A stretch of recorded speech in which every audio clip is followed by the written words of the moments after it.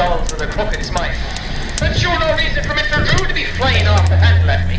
And if he really wants to be so helpful, he could be telling me what I'm to be doing with this weird...